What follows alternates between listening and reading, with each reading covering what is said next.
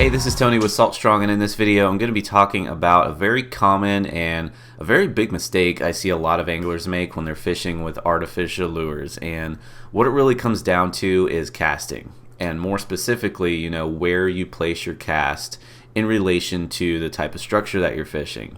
Now, this can apply to whether you're fishing a point, something like this, or if you're fishing a dock, an oyster bar, a sandbar, or even just a pothole on a grass flat. Whatever type of structure it is, where you place your cast is going to be very important, and you have to understand what's going on with the current. So based on the current, that's going to really determine where you're going to place your cast. So what I'm going to do here, I'm going to go through some satellite images, and then I also have some on the water footage actually showing this in action. But I want to show how you should position on structure if you're fishing with artificial lures, and then where you should place your cast based on what the current's doing.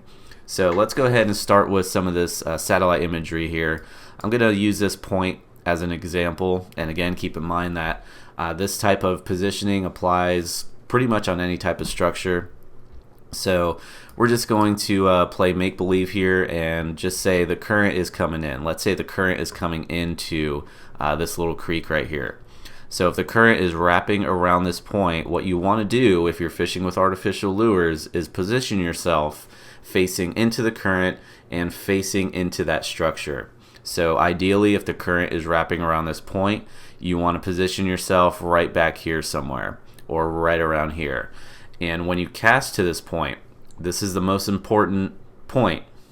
No pun intended, but this is the most important part. When you cast to this point, you don't really want to just cast up to it. You don't want to cast away from it. You want to cast past it.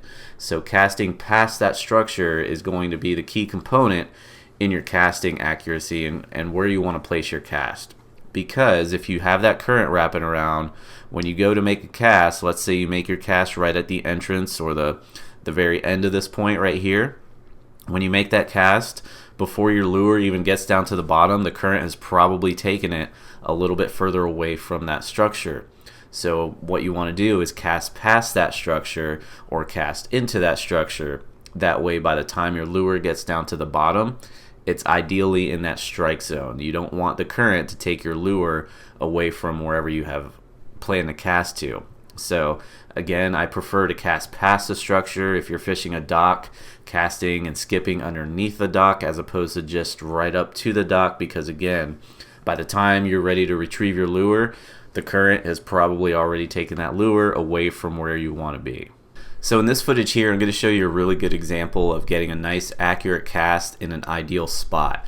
Now you're going to notice when I do cast this lure, I'm using the Slam Shady 2.0. When I cast it under this dock, I'm casting it under the dock close to the structure that's behind the dock. So maximizing structure. If I was just casting to the outside edge of this dock, probably wouldn't have caught anything.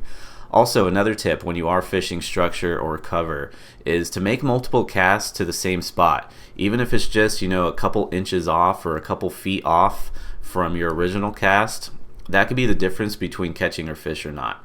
Because usually that initial cast, when your lure splashes down, hits the water, you start retrieving it, that'll get the attention of the fish. And then your second or third cast, that'll usually get that fish to commit to the lure that you're throwing, because it already got their attention. They know something's going on, something's swimming around or moving around where they're at, and then usually that second or third cast, they'll go after it.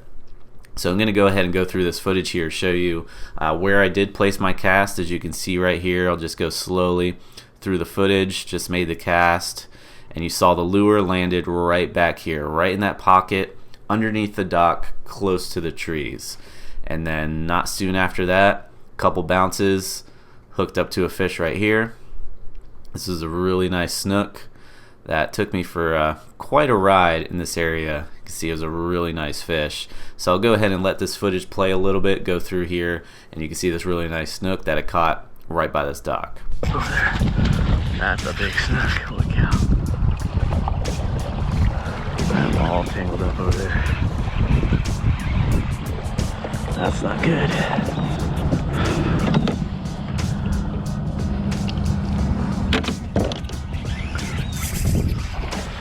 He's way over there.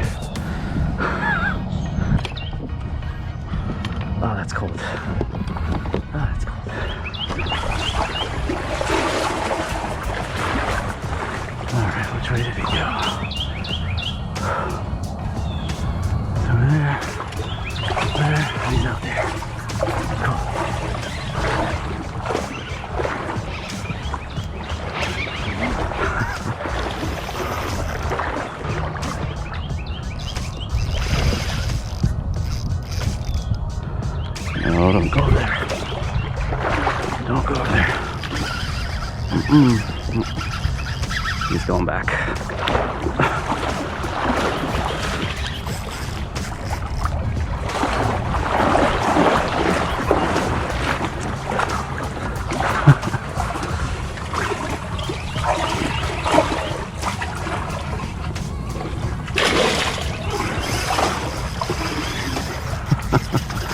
Oh, this is nuts.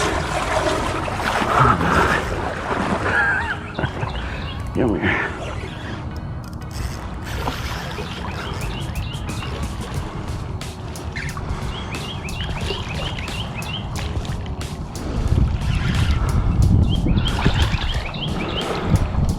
Hooks right in the corner of his mouth. Perfect.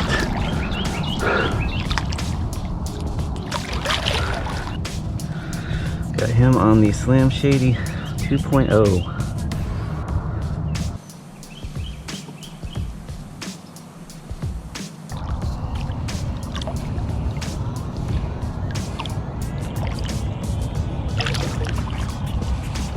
Big bruiser.